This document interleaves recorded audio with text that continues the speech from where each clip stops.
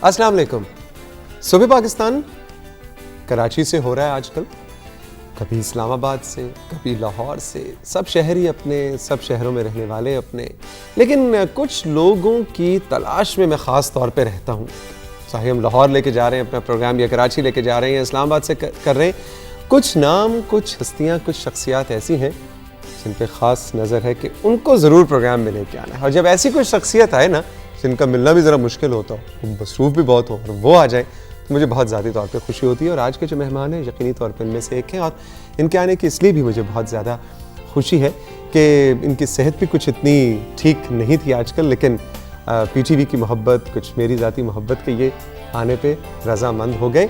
और इनका आना इस गुफ्तगू के सिलसिले में इसलिए भी ज़रूरी था कि जिस तरह के मौज़ूआत हम इस प्रोग्राम में उठाते हैं, जिस तरह की बातें होती हैं, ऐसे में इनका ओपिनियन बहुत ही ज़रूरी है। अब आप सोच रहे होंगे कि किस हवाले से ओपिनियन, वो भी एक नहीं हो सकता। कहानी पे इनसे बात हो सकती है, ड्रामे की कहानी पे बात हो सकती है, अदाकारी पे बात हो सकती है, और होगी भी रक्स पे, और जनरली मीडिया के सीन पे। मीडिया का सीन इनके सामने बिल्कुल इस तरह है जिस तरह एक रेल अपना सफ़र एक पहले स्टेशन से शुरू करती है ना, तो उसकी जो पहली सीटी है वो भी जिस मुसाफिर ने सुनी होती है ना, उसको सफ़र का ज़्यादा मज़ा आता है। मेरा ज़ाती तौर पे ख्याल है, इसलिए कि पहली सीटी में एक उम्मीद होती है, एक अज़्म होता है उस रेल का। और टेलीविज़न की पाकिस्तान में जो पहली सीटी थी ना 1964 में, वो सीटी जिन जिन लोगों ने उस वक्त उस इदारे में सुनी, इनका शुमार उनमें से एक होता है। टेक्निकली जो पहला कमर्शियल प्ले टेलीविज़न के लिए लिखा गया, इन्हें ये क्रेडिट है कि वो इन्हीं के कलम से लिखा गया। I am so very honoured and pleased कि डॉक्टर अनवर सज्जाद आज मेरा साथ दे रहे हैं। आदाब। आप खैरियत से? तौसीफ ना तो हो ही नहीं सकती थी ना आज सुबह। ये आपकी मोहब्बत है। बिल्कुल मोहब्बत है, और मैं फ्रीजे फ्रूजे में मैं नहीं बिलीव करता। It should be a pleasure what you are doing. ठीक है कि नहीं? कि जी मेरा तो फ़र्ज था, कोई फ़र्ज नहीं होता। I am pleased, I am very happy to come here and talk to you. बहुत बहुत शुक्रिया।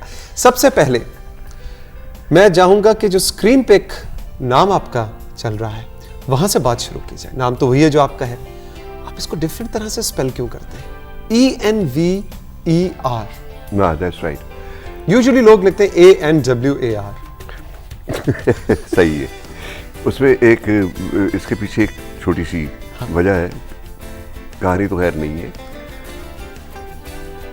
मुझे अच्छी तरह याद है कि मैं 1951 में टाइम मैगज़ीन देखा था, और उसमें पहली मरतबा मुझे अनवर खोजा का नाम नज़र आया, जो अल्बानिया के प्रेसिडेंट थे।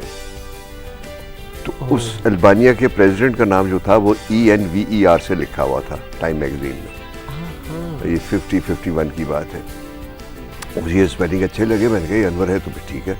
और उससे पहले आप भी ANWAR लिखता था, और ये एक्चुअली मुझे लगता है कि ये टर्किश स्पेलिंग से। ट्रू। अनवर कमाल पाशा भी गालिबन इसी स्पेलिंग के साथ लिखते थे, ENVER। जो मुझे अच्छा लगा, वो एक अनयूजुअल सा लगा, तो मैंने फिर उसको अपना लिया। तो इसका मतलब ये कि इस बात के पीछे वो एक पर्सनैलिटी भी छुपी हुई थी कि to do something different. I don't know, ये तो कोई नफ्सियातदान ही बता सकता है कि क्या, क्यों।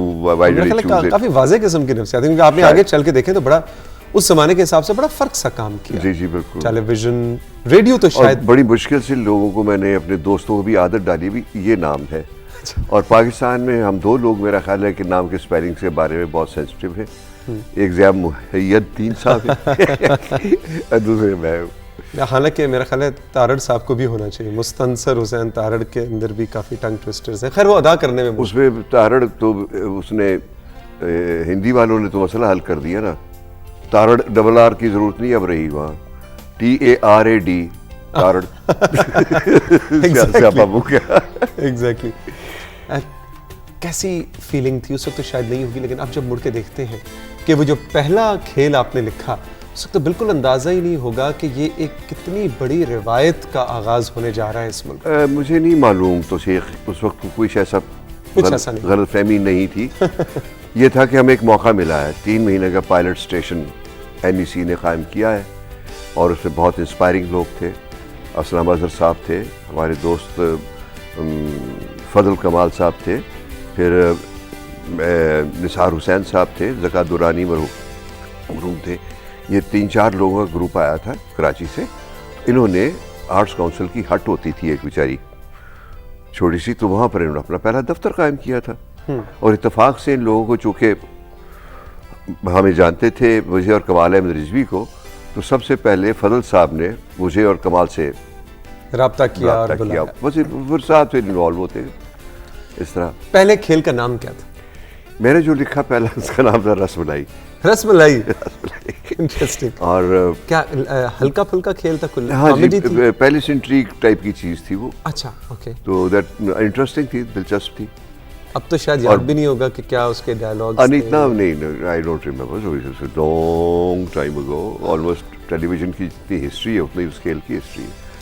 अलबत्ता मुझे उसके एक्टर्स याद हैं।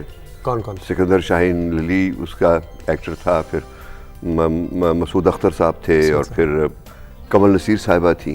कमल नसीर साहिबा तो मेरे ख्याल उस वक्त अनाउंसमेंट भी, तो खबरें भी, टेलीविजन की अमृत धारा थी वो। एग्जैक्टली। और माशाल्लाह अब भी she is maintaining her very well, और अभी भी काम कर रही है। भाई 2 ही तो बंदे थे उस वक्त, तारिक अजीज साहब और ये कमल। एग्जैक्टली। लेकिन माशाल्लाह कमल ने बहुत, she has done very well. और तारिक साहब भी। तारिक साहब माशाल्लाह। अच्छा, तो पहले खेल में कोई ब्लंडर हुआ था, कोई भंड हुआ था? It was live. हाँ, लाइव में कोई, तो क्योंकि थिएटर के एक्टर थे ना, इनको कोई डिफिकल्टी नहीं थी। थिएटर में तो ब्लंडर इज नॉट फॉरगिवेबल। और प्रॉम्प्टर्स वगैरह तो होते ही है बहरहाल थिएटर में एहतियातन, लेकिन नहीं, they were word perfect, there was no fiasco. बहुत अच्छा हुआ खेल। 1964 नवंबर 27 दिसंबर आ गया होगा जब तक कि नहीं, ये नहीं, विद इन नवंबर ही हुआ। अच्छा, पहले 4-5 दिन में, क्योंकि 26 नवंबर को तो पहली नशरियात पहला हुआ, तो पहले 4-5 दिन के अंदर ये खेल। नजमा साहिबा का शायद नजमा फारूकी का पहले हुआ था। वो हमारा खेल तैयार नहीं हुआ था, फजल कर रहे थे, तो he was too busy in the opening ceremonies and this and that, तो ही वाज नॉट सेटिस्फाइड। तो वो जब तक उनकी तसल्ली नहीं होती थी, वो तो काम आगे अपना बढ़ाते ही नहीं थे। तो ये मेरा यकीनन मेरा ऑनर है कि टेलीविजन का पहला खेल एक ऐसे पायनियर शख्स ने किया, फजल कमाल साहब ने, हु इज रियली मतलब दी कॉर्नरस्टोन ऑफ पीटीवी। आजकल डॉक्टर साहब बहुत कहा जाता है कि ड्रामा जो है, टेलीविज़न का ड्रामा, पहली बात तो ये कि वो उसकी शक्ल बिल्कुल बदल चुकी है शुरू के ड्रामे से, लेकिन इसमें से किस एक एलिमेंट जिसकी अक्सर लोग मेहमान इसी कुर्सी पे आके बैठ के जो बात करते हैं, अदाकार भी, हिदायतकार भी, लिखारी भी, वो एक चीज़ का गिला करते हैं कि कहानी शायद मरती जा रही है, कहानी पे इतना जोर नहीं है। दरअसल